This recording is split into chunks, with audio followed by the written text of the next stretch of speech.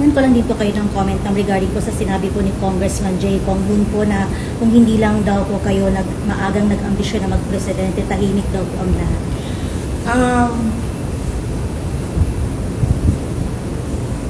Unang-una, the presidency of 2022 was mine already.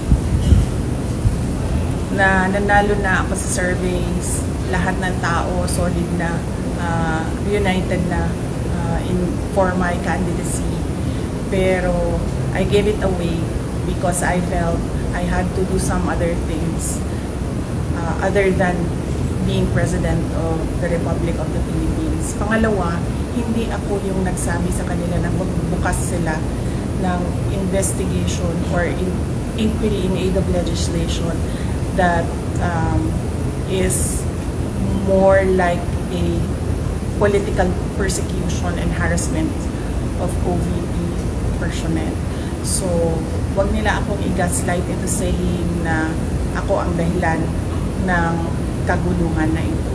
Ang kaguluhan na ito ay nagsimula sa sa terrorism nila, sa harassment nila, sa threats nila sa mga personnel ng Office of the Vice President.